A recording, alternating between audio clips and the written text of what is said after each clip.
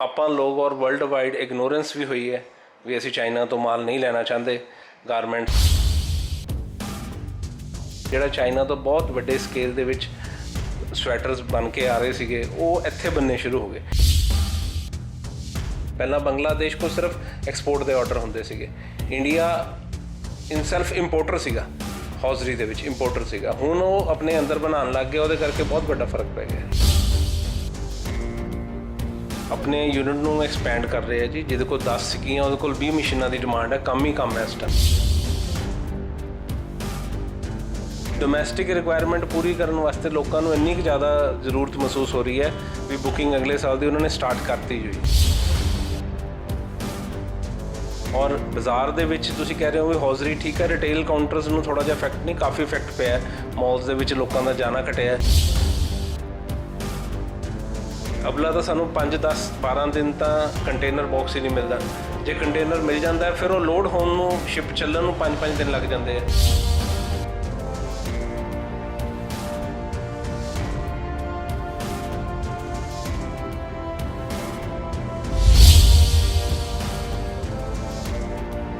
जन हितैषी देख रहे दर्शकों का स्वागत है जन जन की बात जन हितैषी के साथ। दोस्तों अज असी लुधियाना शहर च बैठे हैं तो गल कर रहे हैं कि लुधियाना दे विच ट्रेड इंडस्ट्री दी सडनली एक चीज़ देखने को मिली है कि लुधियाना दे विच जिहड़ा कि गारमेंट बनता है, गारमेंट दे लई गारमेंट मैन्युफैक्चररां दे विच मशीनरी नूं लैके बड़ी एक नवा चार्ज देखने को मिल रहा, बूस्ट मिल रहा। तो लोकी गारमेंट मैन्युफैक्चरर बहुत ज़्यादा मशीनरी खरीद रहे हैं। ये सारे क्यों खरीद रहे हैं? कि फ्यूचर बहुत बैटर होने वाला है गारमेंट इंडस्ट्री का, या किहड़ियां चीज़ां नूं लैके ये मशीनरी की सडनली एकदम सेल परचेज वध गई है। तो इस चीज़ लिए असीं पहुँचे हैं लुधियाना दे एक बहुत वड्डे जिहड़े मशीनरी डीलर कोल, जिहड़े कि चाइना, ताइवान या डिफरेंट कंट्रीज़ तो ये मशीनरी मंगवाते हैं तो मैन्युफैक्चरिंग लिए हाई टैक्नोलॉजी मशीनरीज मंगवाते। तो आओ गलबात करते हैं रमाना इंटरनेशनल के रॉबी वशिष्ठ जी नाल ते जानते हैं कि की रीज़न है सडनली कि एक्चुअल च मशीनरी की डिमांड वधी है या की गलबात है। नमस्कार जी। नमस्कार जी। रॉबी जी, एक देखने को मिल रहा है कि सडनली मशीन की जिहड़ी हैगी है डिमांड बहुत वध गई है। एक पासे कहा जा रहा हौजरी च मंदा बड़ा है, 25%, 30%, 50% तो असीं काम कर रहे हैं, तो सडनली पर मशीन बहुत खरीदी जा रही है। की ये सच्चाई है? बिल्कुल सच्चाई है जी। मशीन इस टाइम काफ़ी डिमांड निकल रही है। की मंदा है कि जी मशीन ज़्यादा विक रही है जी। मंदा नहीं कह सकते।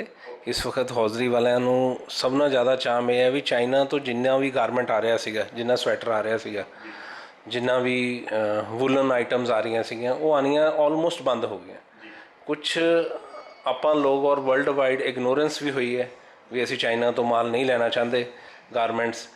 ਔਰ ਕੁਛ ਐਕਸਪੋਰਟ ਦੇ ਆਰਡਰ ਇਹਨਾਂ ਨੂੰ ਅੱਛੇ ਮਿਲੇ ਹੈ। ਜਿਹੜੇ ਆਰਡਰ ਪਹਿਲਾਂ ਹੋਲਡ ਹੋ ਗਏ ਸੀ, ਕੈਂਸਲ ਹੋ ਗਏ ਸੀਗੇ, ਉਹ ਸਾਰੇ ਸ਼ੁਰੂ ਹੋਏ ਹੈ। ਜਿਹੜਾ ਚਾਈਨਾ ਤੋਂ ਬਹੁਤ ਵੱਡੇ ਸਕੇਲ ਦੇ ਵਿੱਚ ਸਵੈਟਰਸ ਬਣ ਕੇ ਆ ਰਹੇ ਸੀਗੇ ਉਹ ਇੱਥੇ ਬਣਨੇ ਸ਼ੁਰੂ ਹੋ ਗਏ। ਇਸ ਕਰਕੇ ਇਹਨਾਂ ਕੋਲ ਕਾਫੀ ਕੰਮ ਹੈ ਜੀ ਇਸ ਟਾਈਮ। ਸਰ, ਇੱਕ ਚੀਜ਼ ਤੁਸੀਂ ਆਰਡਰ ਦੀ, ਐਕਸਪੋਰਟ ਆਰਡਰਾਂ ਦੀ ਗੱਲ ਕੀਤੀ, ਇਹਦੇ ਵਿੱਚ ਅਸੀਂ ਪਿਛਲੇ ਕੁਝ ਸਾਲਾਂ 'ਚ ਅਸੀਂ ਇੱਕ ਸਟੱਡੀ ਕੀਤਾ ਹੈ ਜੋ ਸਾਨੂੰ ਤੁਸੀਂ ਲੋਕਾਂ ਨੇ ਹੀ ਦੱਸਿਆ ਹੈ ਕਿ ਇਹ ਗਾਰਮੈਂਟਿੰਗ ਦੇ ਵਿੱਚ ਤਾਂ ਜਿਹੜਾ ਬੰਗਲਾਦੇਸ਼ ਹੈ ਉਹ ਇੰਡੀਆ ਨੂੰ ਬਹੁਤ ਪਿੱਛੇ ਪਛਾੜ ਕੇ ਬਹੁਤ ਅੱਗੇ ਨਿਕਲ ਚੁੱਕਾ ਹੈ ਗਾਰਮੈਂਟ ਦੇ ਵਿੱਚ। ਸੋ ਜੇ ਉਹ ਬੰਗਲਾਦੇਸ਼ ਅੱਗੇ ਲੀਗ 'ਚ ਨਿਕਲ ਚੁੱਕਾ ਹੈ ਔਰ ਵਰਲਡ ਦਾ ਸੈਕਿੰਡ ਮੈਨੂਫੈਕਚਰਰ ਬਣ ਚੁੱਕਾ ਹੈ, ਤੇ ਫਿਰ ਇਹ ਆਰਡਰ ਇੰਡੀਆ ਦੇ ਕੋਲ ਆਉਣਾ ਜਾਂ ਕੀ ਚੱਕਰ ਹੈ? ਇੰਡੀਆ ਦੀ ਸੈਲਫ ਜਿਹੜੀ ਅੰਦਰ ਇਹਨਾਂ ਦੇ ਆਪਣੇ ਕੰਟਰੀ ਦੇ ਵਿੱਚ ਜਿੰਨੀ ਇਨ ਹਾਊਸ ਰਿਕੁਆਇਰਮੈਂਟ ਸੀ ਉਹੀ ਇੰਡੀਆ ਪੂਰੀ ਨਹੀਂ ਕਰ ਪਾਏਗਾ ਜੀ। ਇੰਡੀਆ ਦੀ ਬਹੁਤ ਵੱਡੀ ਰਿਕੁਆਇਰਮੈਂਟ ਹੈ। 1.25 ਕਰੋੜ 1.25 ਕਰੋੜ ਦੀ ਆਪਣੀ ਆਬਾਦੀ ਹੈ। ਇੰਨੀ ਆਬਾਦੀ ਨੂੰ ਹੌਜ਼ਰੀ ਸਪਲਾਈ ਕਰਨੀ, ਜਿਹਦੇ 'ਚੋਂ 50% ਤਾਂ ਸਟੇਟਸ ਜਿਹੜੀਆਂ ਹੈਗੀਆਂ ਉਹ ਹੌਜ਼ਰੀ ਵੂਲਨ ਆਈਟਮਸ ਉਹਨਾਂ ਨੂੰ ਰਿਕੁਆਇਰਡ ਹੁੰਦੀਆਂ, ਉਹ ਚਾਈਨਾ ਤੋਂ ਬਹੁਤ ਜ਼ਿਆਦਾ ਆਉਂਦਾ ਸੀਗਾ। ਇੰਡੀਆ ਆਪਣੀ ਹੀ ਰਿਕੁਆਇਰਮੈਂਟ ਪੂਰੀ ਕਰ ਲਵੇ ਔਰ ਵਰਲਡ ਵਾਈਡ ਜਿਹੜੇ ਆਰਡਰ ਆਣੇ ਆ ਉਹ ਪੂਰੇ ਕਰ ਲਵੇ। ਹੁਣ ਨੰਬਰ ਇੰਡੀਆ ਦਾ ਜੀ। ਪਹਿਲਾਂ ਬੰਗਲਾਦੇਸ਼ ਕੋਲ ਸਿਰਫ ਐਕਸਪੋਰਟ ਦੇ ਆਰਡਰ ਹੁੰਦੇ ਸੀਗੇ। ਇੰਡੀਆ ਇਨ ਸੈਲਫ ਇੰਪੋਰਟਰ ਸੀਗਾ, ਹੌਜ਼ਰੀ ਦੇ ਵਿੱਚ ਇੰਪੋਰਟਰ ਸੀਗਾ। ਹੁਣ ਉਹ ਆਪਣੇ ਅੰਦਰ ਬਣਾਉਣ ਲੱਗ ਗਿਆ, ਉਹਦੇ ਕਰਕੇ ਬਹੁਤ ਵੱਡਾ ਫਰਕ ਪੈ ਗਿਆ।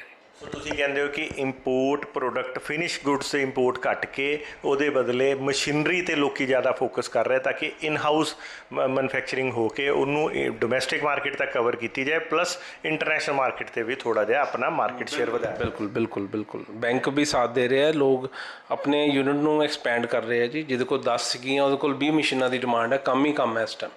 ਇਸ ਵਕਤ ਜੇ ਹੌਜ਼ਰੀ ਤੁਸੀਂ ਕਹੋ ਪੈਸੇ ਦੇ ਕੇ ਵੀ ਲੋਕਾਂ ਨੂੰ ਅੱਛੇ ਤਰੀਕੇ ਦੇ ਨਾਲ ਮਾਲ ਨਹੀਂ ਮਿਲਦਾ ਪਿਆ, ਇਸ ਕਰਕੇ ਡਿਮਾਂਡ ਹੈ, ਕਾਫੀ ਡਿਮਾਂਡ ਹੈ ਜੀ ਇਸ ਟਾਈਮ। ਸਰ ਜਿਹੜੀ ਇਹ ਗੱਲ ਤੁਸੀਂ ਕਹਿ ਰਹੇ ਹੋ ਜਿਹੜੀ ਮਸ਼ੀਨਰੀ ਦੀ ਹੈਗੀ ਹੈ, ਇਹ ਸਿਰਫ ਮਤਲਬ ਗਾਰਮੈਂਟ ਦੀ ਮਸ਼ੀਨਰੀ ਹੈ ਜਾਂ ਕੋਈ ਹੋਰ ਮਸ਼ੀਨਰੀ, ਹਰ ਤਰ੍ਹਾਂ ਦੀ ਮਸ਼ੀਨਰੀ ਆ ਗਈ? ਸਰ ਹਰ ਤਰ੍ਹਾਂ ਦੀ ਹੀ ਮਸ਼ੀਨਰੀ ਆਲਮੋਸਟ, ਜਿੱਦਾਂ ਕਿ ਸਰਕੂਲਰ ਨੀਟਿੰਗ ਦੇ ਵਿੱਚ ਬਹੁਤ ਗਾਰਮੈਂਟ ਬਣਦਾ ਸੀ, ਨੀਟਿੰਗ ਦੇ ਗਾਰਮੈਂਟ ਜਿਹੜੇ ਹੋ ਗਏ, ਸਵੈਟਰ ਨੀਟਿੰਗ ਫਲੈਟ ਦੇ ਵਿੱਚ ਬਣਦੇ ਸੀ। ਫਲੈਟ ਦੀ ਇੰਨੀ ਜ਼ਿਆਦਾ ਪ੍ਰੋਡਕਸ਼ਨ ਹੁੰਦੀ ਨਹੀਂ, ਇਸ ਕਰਕੇ ਕੋਈ machine 40 piece 30 piece 50 piece design 'ਤੇ ਡਿਪੈਂਡ ਕਰਦਾ ਉਹ ਬਣਾਉਂਦੀ ਸੀ। ਉਹ ਕਿੰਨੀ ਕੁ ਕੁਆਂਟੀਟੀ ਦੇ ਵਿੱਚ ਆਪਾਂ ਬਣਾ ਪਾਵਾਂਗੇ, ਉਹ ਨਹੀਂ ਪੋਸੀਬਲ ਹੈਗਾ। ਉਹਦੇ ਲਈ ਮਸ਼ੀਨਰੀ ਇਨਫਰਾਸਟਰਕਚਰ ਕਾਫੀ ਕੁਛ ਆਪਾਂ ਨੂੰ ਇੱਥੇ ਰਿਕੁਆਇਰਡ ਹੈਗਾ ਜਿਹੜਾ ਕਿ ਹੁਣ ਬਣਨਾ ਸ਼ੁਰੂ ਹੋ ਗਿਆ। ਤੇ ਜੇ ਗੱਲ ਕਰੀਏ ਤੁਸੀਂ ਸ਼ਾਇਦ ਇਹ ਕਹਿਣਾ ਚਾਹ ਰਹੇ ਹੋ ਜਾਂ ਇਹ ਅੰਦੇਸ਼ਾ ਦੇ ਰਹੇ ਹੋ ਕਿ ਜਿਹੜੀ ਅੱਗੇ ਯੂਨਿਟਸ ਅੱਜ ਜਿਨ੍ਹਾਂ ਕੋਲ ਮੌਕਾ ਹੈਗਾ, ਯੂਨਿਟਸ ਜਿਹੜੇ ਅੱਗੇ ਸ਼ਾਇਦ 10 ਮਾਈਕਰੋ ਯੂਨਿਟਸ ਸੀ, 10 15 20 ਮਸ਼ੀਨਾਂ ਸੀ, ਹੋ ਸਕਦਾ ਹੁਣ ਇਹ ਲੋਕੀ ਇਸ ਨੂੰ ਵਿਜ਼ਨ ਦੇ ਕੇ 50-100 ਮਸ਼ੀਨਾਂ ਤੱਕ ਵੀ ਲੈ ਜਾਣ ਤੇ ਉਹਨਾਂ ਨੂੰ ਕੰਮ ਦੀ ਕਮੀ ਨਹੀਂ। ਡੈਫੀਨੇਟਲੀ ਜੀ, ਲੋਕਡਾਊਨ ਤੋਂ ਬਾਅਦ ਅਸੀਂ ਸੋਚਦੇ ਸੀ ਬੜਾ ਮੰਦਾ ਆਏਗਾ, ਯੂਨਿਟ ਸਰਵਾਈਵ ਕਰਨੇ ਔਖੇ ਹੋ ਜਾਣਗੇ, ਬਹੁਤ ਤੰਗੀ ਕੱਟਣੀ ਪਊਗੀ। ਲੋਕਡਾਊਨ ਖੁੱਲ੍ਹਣ ਤੋਂ ਬਾਅਦ ਜਿਹੜੀ ਇੰਡੀਆ ਦੀ ਖੁਦ ਦੀ ਰਿਕੁਆਇਰਮੈਂਟ ਸੀਗੀ, ਡੋਮੈਸਟਿਕ ਜਿਹੜੀ ਰਿਕੁਆਇਰਮੈਂਟ ਸੀਗੀ, ਉਹੀ ਪੂਰੀ ਨਹੀਂ ਹੋ ਪਾ ਰਹੀ। ਲੋਕੀ ਹੌਜ਼ਰੀ ਦਿਨ ਰਾਤ ਚਲਾਉਣ ਦੇ ਬਾਵਜੂਦ ਵੀ ਇੰਨਾ ਮਾਲ ਨਹੀਂ ਬਣ ਪਾ ਰਿਹਾ। ਇਹ ਜਿਹੜਾ 2 ਮਸ਼ੀਨਾਂ ਤੋਂ ਜਿਹਨੇ ਆਪਣੇ ਘਰ ਤੋਂ ਕੰਮ ਸ਼ੁਰੂ ਕੀਤਾ ਸੀ ਉਹ 6 ਤੇ ਪਹੁੰਚ ਚੁੱਕਾ, 6 ਵਾਲਾ 12 ਤੇ ਪਹੁੰਚ ਚੁੱਕਾ, ਉਹਨੂੰ ਆਪਣਾ ਕੰਮ ਵਧਾਉਣਾ ਹੀ ਪੈਣਾ। ਕੁਛ ਯੂਨਿਟ ਐਸੇ ਹੈਗੇ ਜਿਹੜੇ ਵੱਡੇ ਯੂਨਿਟ ਹੈ, ਜਿਹੜੇ ਬਾਹਰੋਂ ਐਕਸਪੋਰਟ ਦੇ ਆਰਡਰ ਸਾਡੇ ਲਈ ਲਿਆ ਕੇ ਇੰਡੀਆ ਡੋਮੈਸਟਿਕ ਲਈ ਲਿਆ ਕੇ ਦੇ ਸਕਦੇ ਆ, ਉਹ ਵੀ ਐਕਟਿਵ ਹੋਏ ਹੈ ਕਾਫੀ। ਮੈਂ ਯੂਨਿਟ ਇੱਦਾਂ ਦੇ ਸੁਣਦਾ ਜਿਨ੍ਹਾਂ ਨੇ ਕਦੀ ਐਕਸਪੋਰਟ ਨਹੀਂ ਕੀਤੀ ਸੀਗੀ, ਉਹਨਾਂ ਨੂੰ ਕੁਛ ਆਰਡਰ ਮਿਲਣੇ ਸ਼ੁਰੂ ਹੋਏ ਹੈ। ਫਿਊਚਰ ਅੱਛਾ ਜਾਏਗਾ ਜੀ, ਮੈਨੂੰ ਬਹੁਤ ਜ਼ਿਆਦਾ ਹੋਪ ਹੈ ਫਿਊਚਰ ਅੱਛਾ ਜਾਏਗਾ। ਇੱਕ ਸਰ ਤੁਸੀਂ ਬਾਰ-ਬਾਰ ਸ਼ੂ ਮੇਕਿੰਗ ਮਸ਼ੀਨ ਦੀ ਬੜੀ ਗੱਲ ਕਰ ਰਹੇ ਹੋ, ਉਹਦੇ ਵਿੱਚ ਕੀ ਟ੍ਰੈਂਡ ਹੈ? ਆਪਾਂ ਗਾਰਮੈਂਟ ਦੀ ਮਸ਼ੀਨ ਬਣਾਉਂਦੇ ਹਾਂ, ਮਤਲਬ ਸੇਲ ਕਰਦੇ ਹਾਂ, ਤੇ ਸ਼ੂ ਮੇਕਿੰਗ ਵਿੱਚ ਕਿੱਥੋਂ ਆ?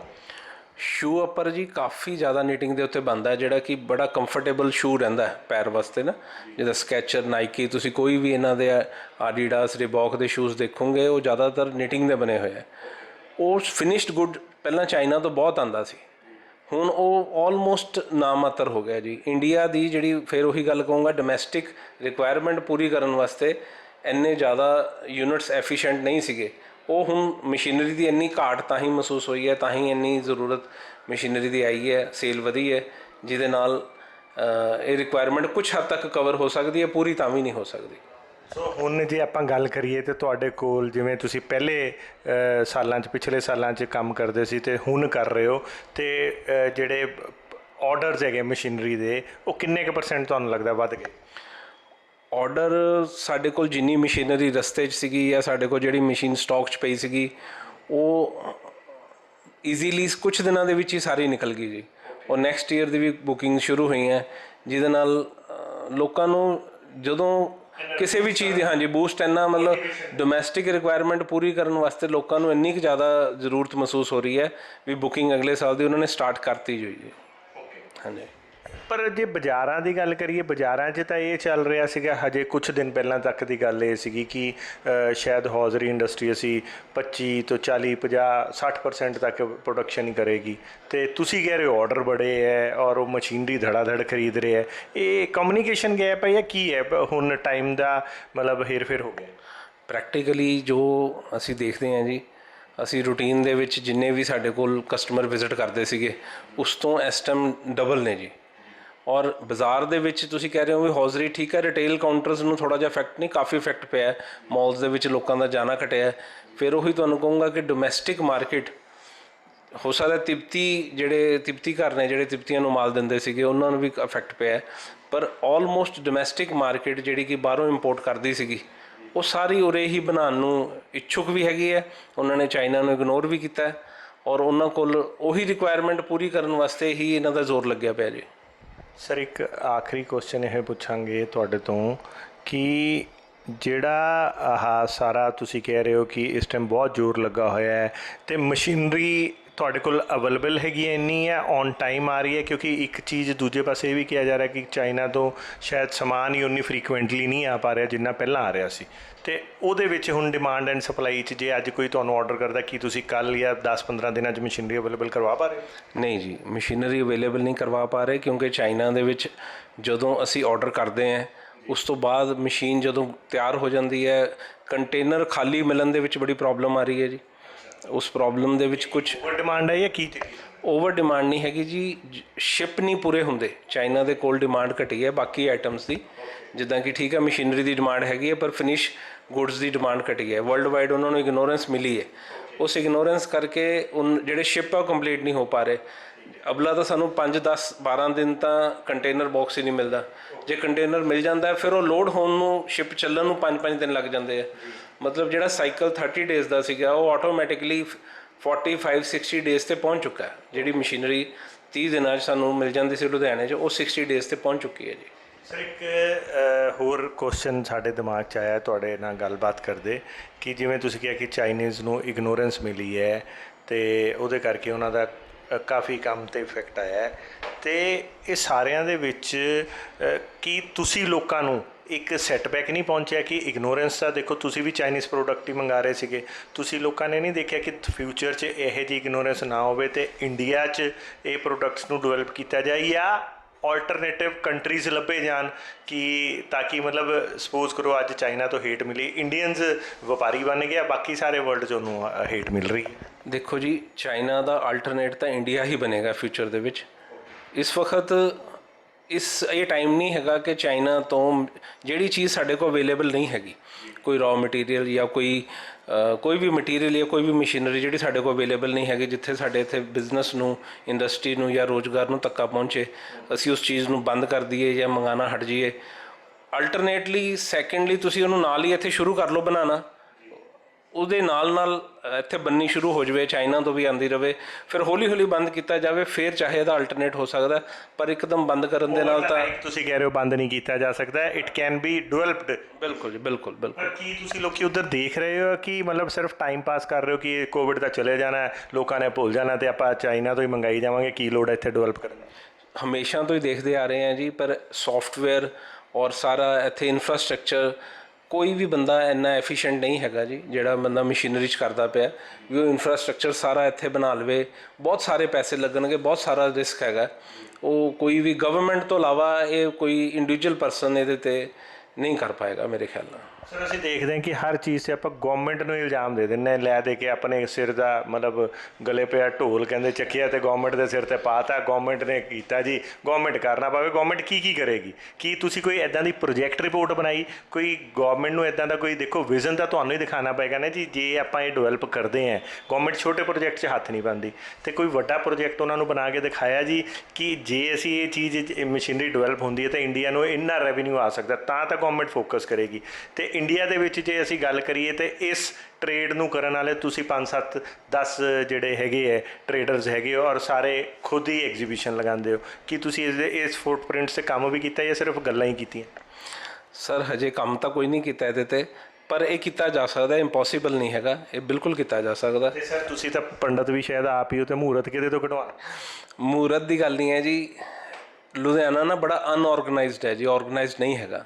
ਹਾਲਾਂਕਿ ਐਡਾ ਵੱਡਾ ਹੌਜ਼ਰੀ ਦਾ ਹੱਬ ਹੈ, ਹੌਜ਼ਰੀ ਇੰਡੀਆ ਦੀ ਕੀ ਵਰਲਡ ਦੇ ਵਿੱਚ ਕਾਫੀ ਕੰਟਰੀਜ਼ ਨੂੰ ਹੌਜ਼ਰੀ ਲੁਧਿਆਣਾ ਤੋਂ ਸਪਲਾਈ ਹੁੰਦੀ ਹੈ, ਫਿਰ ਵੀ ਆਰਗਨਾਈਜ਼ ਨਹੀਂ ਹੈਗਾ ਜੀ ਸਾਡੇ ਕੋਲ ਇੱਥੇ ਇੰਡਸਟਰੀ।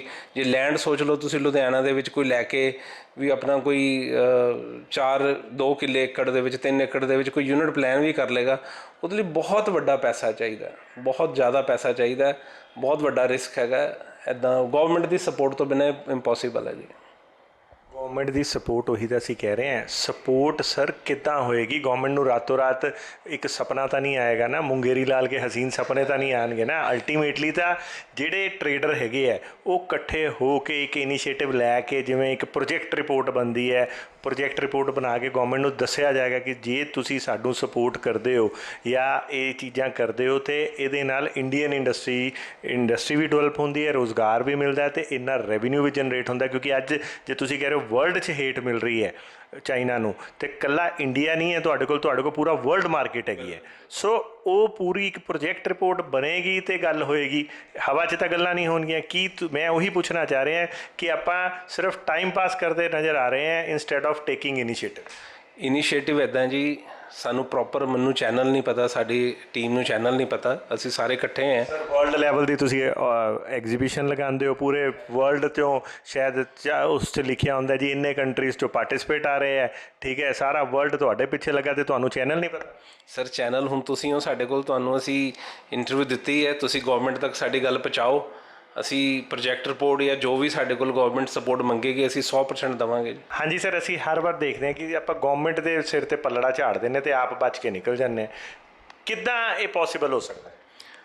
ਪੋਸੀਬਲ ਸਰ ਇੱਦਾਂ ਹੋ ਸਕਦਾ ਹੈ, ਜਿੱਦਾਂ ਹੁਣ ਅਸੀਂ ਮਸ਼ੀਨ ਮੰਗਾਉਂਦੇ ਹਾਂ, ਮਸ਼ੀਨ ਦੇ ਉੱਤੇ ਡਿਊਟੀ ਹੈ, GST ਹੈ, ਸਪੇਅਰ ਪਾਰਟ ਗਵਰਨਮੈਂਟ ਅਲਾਓ ਕਰ ਦੇਵੇ ਵੀ ਤੁਸੀਂ ਸਪੇਅਰ ਪਾਰਟ ਮੰਗਾ ਕੇ ਮਸ਼ੀਨ ਇੱਥੇ ਫਿਕਸ ਕਰਦੇ ਹੋ, ਅਤੇ ਉਹਦੇ 'ਤੇ ਤੁਹਾਨੂੰ ਅਸੀਂ ਡਿਊਟੀ ਛੱਡਦੇ ਹਾਂ। ਈਵਨ ਕਿ ਸਬਸਿਡੀ ਤੁਹਾਨੂੰ ਅਸੀਂ 5% ਕੋਈ ਨਾ ਕੋਈ ਸਾਨੂੰ ਬੈਨੀਫਿਟ ਮਿਲਦਾ ਹੈ। ਉਹ ਬੰਦਾ ਮਸ਼ੀਨ ਇੱਥੇ ਸਪੇਅਰ ਪਾਰਟ ਮੰਗਾ ਕੇ ਮਸ਼ੀਨ ਫਿਕਸ ਕਰਨੀ ਸ਼ੁਰੂ ਕਰੇਗਾ। ਉਹਦੇ ਨਾਲ ਕੀ ਫਾਇਦਾ? ਫਾਇਦਾ ਇਹ ਹੋਏਗਾ ਜੀ, ਪਹਿਲਾਂ 100% ਸਪੇਅਰ ਪਾਰਟ ਆ ਰਹੇ ਆ, ਫਿਰ 70% ਆਉਣਗੇ, ਫਿਰ 80% ਇੱਥੇ ਬਣਨ ਲੱਗ ਜਾਏਗਾ। ਸਾਨੂੰ ਕੋਈ ਵੀ ਚੀਜ਼ ਇੱਥੇ ਬਣਾਉਣ ਦੇ ਵਿੱਚ ਇੱਕ ਹੈਜ਼ੀਟੇਸ਼ਨ ਹੈ, ਝਿਜਕ ਹੈ, ਟਾਈਮ ਲੱਗੇਗਾ। ਉਹ ਮੇਰੇ ਹਿਸਾਬ ਨਾਲ 2 ਸਾਲ ਦੇ ਵਿੱਚ ਆਲਮੋਸਟ ਤੁਸੀਂ ਦੇਖੋਗੇ 90% ਮਸ਼ੀਨਰੀ ਇੱਥੇ ਤਿਆਰ ਹੋਣ ਲੱਗ ਗਈ। ਹਾਲਾਂਕਿ ਚਾਈਨਾ ਵੀ 70% ਪਾਰਟਸ ਅੰਦਰ ਬਣਾਉਂਦਾ, 30% ਇੰਪੋਰਟ ਕਰਦਾ ਮਸ਼ੀਨ ਬਣਾਉਣ ਵੇਲੇ। ਅਸੀਂ 80% ਇੱਥੇ ਬਣਾਉਣੀ ਸ਼ੁਰੂ ਕਰ ਦਾਂਗੇ, 20% ਇੰਪੋਰਟ ਵੀ ਕਰਨੀ ਪੈਗੀ, ਕੋਈ ਪ੍ਰੋਬਲਮ ਨਹੀਂ ਹੈਗੀ। ਸੋ ਤੁਸੀਂ ਕਹਿਣ ਦਾ ਮਤਲਬ ਹੈ ਕਿ ਪ੍ਰੋਸੈਸ ਈਜ਼ੀ ਕਰ ਦਿੱਤੇ ਜਾਣ ਤਾਂ ਕਿ, ਔਰ ਮੋਟੀਵੇਸ਼ਨਲ ਪ੍ਰੋਸੈਸ ਹੋਣ ਤਾਂ ਕਿ ਜਿਹੜਾ ਇੱਥੇ ਦਾ ਟਰੇਡਰ ਹੈ ਜਾਂ ਇੱਥੇ ਦਾ ਮੈਨੂਫੈਕਚਰਰ ਹੈ ਉਹਨੂੰ ਲੱਗੇ ਕਿ ਮੈਂ ਜੇ ਮਸ਼ੀਨ ਉੱਥੋਂ ਸਿੱਧੀ ਮੰਗਾਉਣ ਦੀ ਬਜਾਏ ਪਾਰਟਸ ਮੰਗਾ ਕੇ ਇੱਥੇ ਕੱਸਾਂ ਤਾਂ ਮੈਨੂੰ ਬੈਨੀਫਿਟ। ਜੇ ਉਹਨੂੰ ਬੈਨੀਫਿਟ ਮਿਲ ਗਿਆ ਜੀ, ਮਸ਼ੀਨ ਦਾ ਰੇਟ 50,000 ਰੁਪਏ ਘੱਟ ਜਾਣਾ, ਦੂਸਰਾ ਕੋਈ ਇੰਪੋਰਟ ਨਹੀਂ ਕਰੇਗਾ ਜਾਂ ਬਣਾਏਗਾ, ਇੱਥੇ ਉਹਨੂੰ ਬਣਾਉਣੀ ਹੀ ਪਏਗੀ, ਉਹਦੀ ਮਜਬੂਰੀ ਹੋ ਜਾਣੀ ਹੈ। ਇੱਥੇ ਮਸ਼ੀਨ ਬਣਾਉਣ ਦੇ ਵਿੱਚ ਹੀ ਉਹਦੀ ਭਲਾਈ ਰਹੂਗੀ। ਮਸ਼ੀਨ ਬਣਾਉਣ 'ਚ ਭਲਾਈ ਹੋਊਗੀ, ਉਹਦੇ 'ਚ ਕੰਟਰੀ ਦੀ ਭਲਾਈ ਹੈ। ਹੌਲੀ ਹੌਲੀ ਸਾਰਾ ਕੁਝ ਇੱਥੇ ਇਨਫਰਾਸਟ੍ਰਕਚਰ ਆਪੇ ਕ੍ਰੀਏਟ ਹੋ ਜਾਏਗਾ। ਤੁਸੀਂ ਕਹਿ ਰਹੇ ਹੋ ਕਿ ਗਵਰਨਮੈਂਟ ਜੇ ਸਪੋਰਟ ਕਰੇ, ਗਵਰਨਮੈਂਟ ਐਡੀ ਵੱਡੀ ਇਨਵੈਸਟਮੈਂਟ ਨਹੀਂ ਕਰ ਸਕਦੇ, ਪਰ ਆਪਾਂ ਪ੍ਰੋਸੈਸਿਸ ਇੱਦਾਂ ਦੇ ਬਣਾ ਸਕਦੇ ਹਾਂ ਕਿ ਟੈਕਨੋਲੋਜੀ ਇੱਥੇ ਵਿਕਸਿਤ ਹੋਵੇ। ਬਿਲਕੁਲ ਬਿਲਕੁਲ ਜੀ, ਬਿਲਕੁਲ। ਤੇ ਦੋਸਤੋ, ਇਹ ਸੀ ਰੋਬੀ ਵਸ਼ਿਸ਼ਟ ਜੀ, ਜਿਹੜੇ ਕਿ ਬਹੁਤ ਵੱਡੇ ਟਰੇਡਰ ਹੈ ਇੰਡੀਆ ਦੇ ਵਿੱਚ ਗਾਰਮੈਂਟ ਮਸ਼ੀਨਰੀ ਦੇ, ਸ਼ੂਜ਼ ਮੈਨੂਫੈਕਚਰਿੰਗ ਮਸ਼ੀਨਰੀ ਦੇ, ਤੇ ਇਹਨਾਂ ਨੇ ਦੱਸਿਆ ਕਿ ਕਿੱਦਾਂ ਇਸ ਟਾਈਮ ਮਸ਼ੀਨਰੀ ਦੀ ਡਿਮਾਂਡ ਬਹੁਤ ਵਧੀ ਹੋਈ ਹੈ, ਔਰ ਜਿਹਦੇ ਨਾਲ ਇੱਕ ਚੀਜ਼ ਬੜੀ ਕਲੀਅਰ ਹੈ ਕਿ ਫਿਊਚਰ ਜਿਹੜਾ ਹੈ ਗਾਰਮੈਂਟ ਇੰਡਸਟਰੀ ਦਾ ਤੇ ਸ਼ੂ ਅਪਰ ਮੇਕਿੰਗ ਇੰਡਸਟਰੀ ਦਾ ਬੜਾ ਬ੍ਰਾਈਟ ਹੈ, ਕਿਉਂਕਿ ਇੰਡੀਆ ਦੀ ਇੰਨੀ ਕੁ ਪੋਪੂਲੇਸ਼ਨ ਹੈ ਕਿ ਸਾਡੀ ਆਪਣੀ ਡੋਮੈਸਟਿਕ ਡਿਮਾਂਡ ਹੀ ਪੂਰੀ ਕਰਨ 'ਚ ਜਿਹੜੀ ਕੰਪਨੀਆਂ ਕੈਪੇਬਲ ਨਹੀਂ ਹੈ, ਤੇ ਫੋਰਨ ਦੇ ਜਿਹੜੇ ਆਰਡਰ ਆ ਰਹੇ ਉਹ ਇੱਕ ਐਕਸਟਰਾ ਐਡਵਾਂਟੇਜ ਹੈ। ਸੋ ਇਹ ਚੀਜ਼ਾਂ ਨੂੰ ਦੇਖਦੇ ਹੋਏ ਅੱਜ ਜਿਹੜੇ ਯੂਨਿਟਸ ਹੈਗੇ ਆ ਉਹਨਾਂ ਨੂੰ ਇੱਕ ਆਪਣੇ ਹੀ ਇੰਡਸਟਰੀ ਨੂੰ ਨਵੇਂ ਵਿਜ਼ਨ, ਨਵੇਂ ਔਰੇ ਨਾਲ ਦੇਖਣ ਦੀ ਲੋੜ ਹੈ, ਉਹਨੂੰ ਡਿਵੈਲਪ ਕਰਨ ਦੀ ਲੋੜ ਹੈ। ਇਹੀ ਹੋਰ ਵੀ ਇੰਟਰਸਟਿੰਗ ਚੀਜ਼ਾਂ ਨਾਲ ਤੁਹਾਨੂੰ ਜਾਣੂ ਕਰਾਉਂਦੇ ਰਵਾਂਗੇ। ਦੇਖਦੇ ਰਹੋ, ਬਨੇ ਰਹੋ ਜਨ ਹਿਤੈਸ਼ੀ। ਧੰਨਵਾਦ।